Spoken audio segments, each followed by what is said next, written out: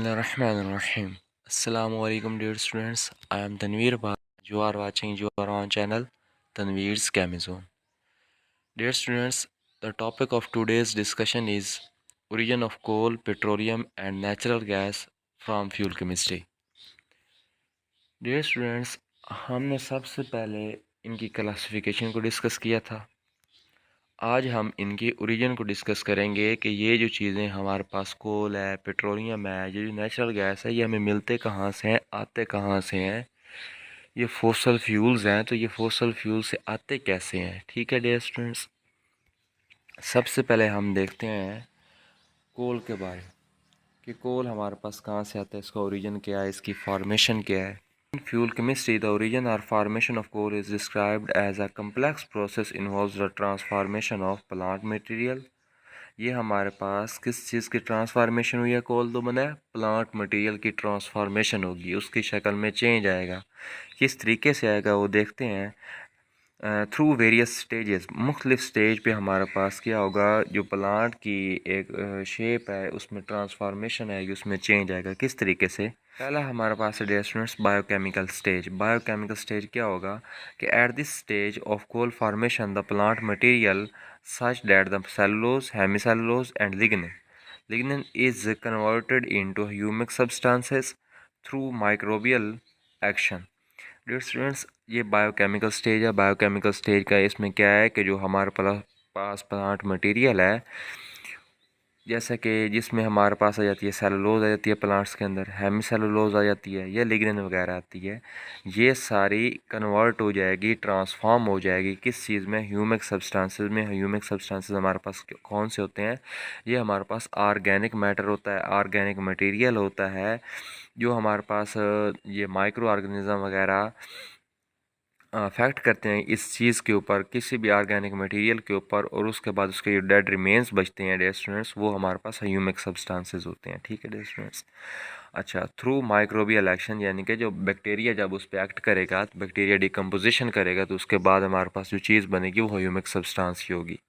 पहला ये है हमारे पास बायोकेमिकल स्टेज। नेक्स्ट क्या है, नेक्स्ट है हमारे पास जेलीफिकेशन स्टेज। नाम से ज़ाहिर है जेलीफिकेशन, यानी कि जेल लाइक कोई चीज़ बनेगी इन दिस ह्यूमिक सब्सटेंस। अब जो ह्यूमिक सब्सटेंस हमें वहाँ से मिल गया था प्लांट से, वो क्या हो गया, are transformed into gel like substance through hydrothermal process.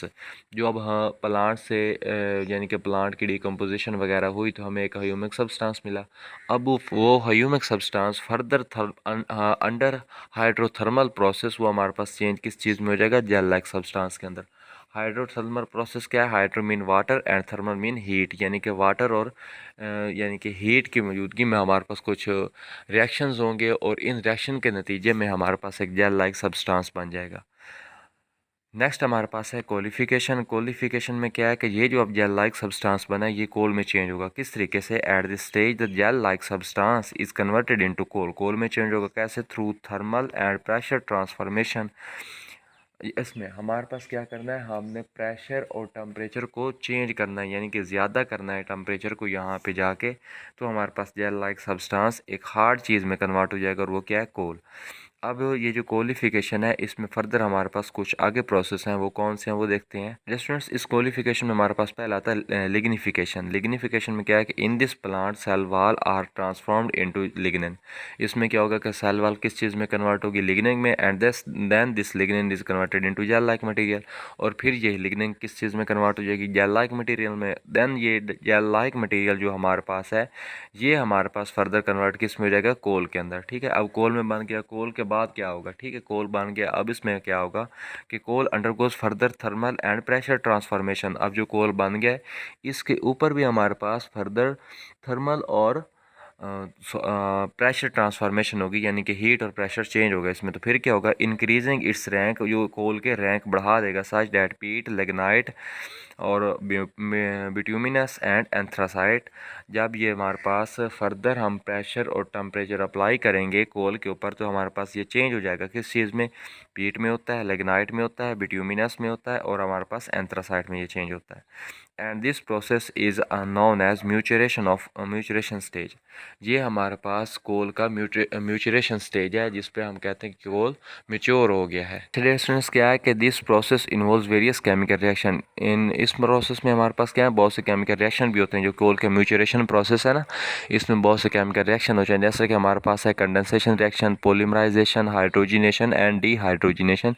ये रिएक्शन भी होंगे तो कोल की जाके म्यूचुरेशन होगी।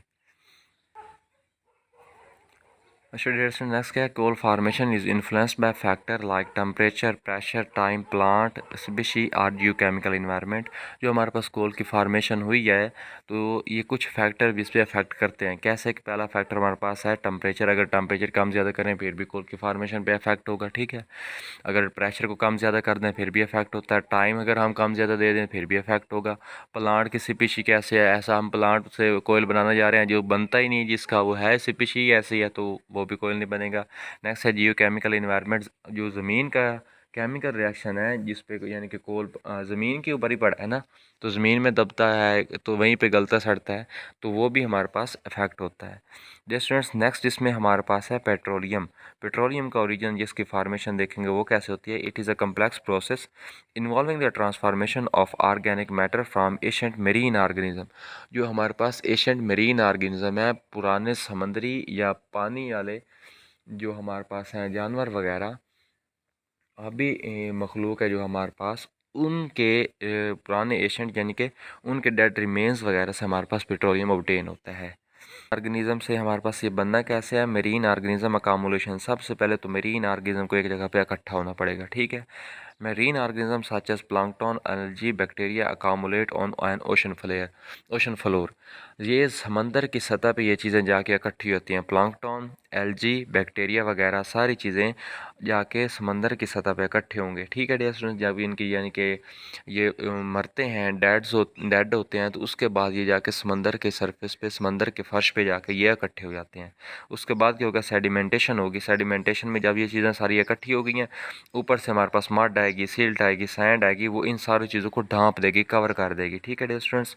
और इनको ऑक्सीजन से प्रोटेक्ट कर लेगी, क्योंकि डियर स्टूडेंट्स इसमें हमारे पास प्रोटीन वगैरह होती है, और प्रोटीन को जब ऑक्सीजन ऊपर अफेक्ट करती है तो प्रोटीन की तोड़ फोड़ हो जाती है, तो वो प्रॉपर वो चीज़ ऑर्गेनिक मटेरियल नहीं रहता, तो इस वजह से वो उसको क्या करेगी, ऑक्सीजन से प्रोटेक्ट कर लेगी। नेक्स्ट है इसमें हमारे पास डायजेनेसिस। डायजेनेसिस में क्या होगा कि जो हमारे पास ऑर्गेनिक मटेरियल अब आ गया है, जिसको सैंड, मड और सिल्ट ने कवर कर लिया है, उसको माइक्रो ऑर्गेनिज्म फिर उसकी डिकम्पोजिशन करेंगे और कैरोजिन में तब्दील कर देंगे, ठीक है डिस्टेंस, कैरोजिन में कन्वर्ट हो जाएगा। नेक्स्ट क्या होगा, कैटाजेनेसिस। कैटाजेनेसिस में जो अब कैरोजिन बन गया है अब उसकी ट्रांसफॉर्मेशन होगी।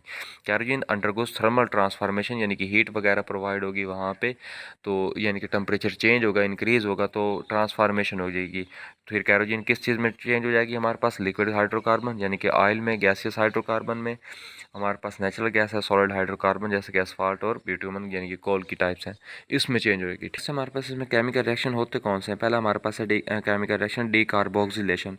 डी का मतलब होता है रिमूव करना, कार्बोक्सिलेशन कार्बोक्सिल ग्रुप को, यानी कि इसमें हम ऑर्गेनिक कंपाउंड से कार्बोक्सिल ग्रुप को क्या करेंगे, रिमूव करेंगे। दूसरा है डी अमाइनेशन। डी का मतलब रिमूव करना, अमाइनेशन अमाइनो ग्रुप का, रिमूवल ऑफ अमाइनो ग्रुप्स। आगे हाइड्रोजिनेशन, एडिशन ऑफ हाइड्रोजन, इसमें हम करेंगे हाइड्रोजन का हम इजाफा करेंगे ऑर्गेनिक मॉलिक्यूल्स के अंदर ना, ठीक है दोस्तों, क्योंकि ऑर्गेनिक ऑलरेडी वो हाइड्रोकार्बन उसमें हाइड्रोजन है, लेकिन हमें डिफरेंट फ्रैक्शंस के लिए हाइड्रोजन का इजाफा करना पड़ता है, तो हम उसमें हाइड्रोजन का इजाफा कर लेंगे। नेक्स्ट है क्रैकिंग। Distance cracking. क्रैकिंग का मीन होता है break down of large organic molecules into smaller one. इसमें हम क्या करेंगे, बड़े बड़े मॉलिक्यूल्स को तोड़ के छोटे छोटे जो हमें ज़रूरत के हैं वो हम ऑब्टेन कर लेंगे। नेक्स्ट हमारे पास लास्ट है नेचुरल गैस। इसका ओरिजिन वगैरह हम देखते हैं। नेचुरल गैस द ओरिजिन और formation of natural gas in chemistry is attributed to the thermal decomposition of organic matter, primarily plant and animals residues over millions of years. This process involves. Natural gas हमारे पास कैसे obtain होती है students, ये भी हमारे पास organic matter की composition जो हमारे पास है, यानी कि वो ऑर्गेनिक मैटर ही उसी को डिकम्पोज वगैरह किया जाता है, उससे ये मिलती है। हमारे पास प्लांट हैं या एनिमल्स हैं, उनके रेजिड्यूज मिलियंस ऑफ ईयर्स वो एक जगह पे इकट्ठे होते हैं, तो वहाँ से मुझे कैसे मिलती है। पहला हमारे पास इसमें प्रोसेस है, जो जिस प्रोसेस से ये मिलेगी वो हमारे पास है biogenic origin. Biogenic origin, biogenic origin क्या है कि micro organism break down organic matter into simple molecule releasing methane and other hydrocarbon. जब हमारे पास माइक्रो ऑर्गेनिज्म ऑर्गेनिक मटेरियल की डिकम्पोजिशन करते हैं, उसकी तोड़ फोड़ करते हैं, तो उस दौरान वहाँ से हमारे पास कुछ गैसेस रिलीज़ होती हैं। उसमें मीथेन भी होती है और दूसरे हाइड्रोकार्बन भी रिलीज़ होते हैं। ठीक है डियर स्टूडेंट्स, और ये मीथेन हमारे पास नेचुरल गैस होती है।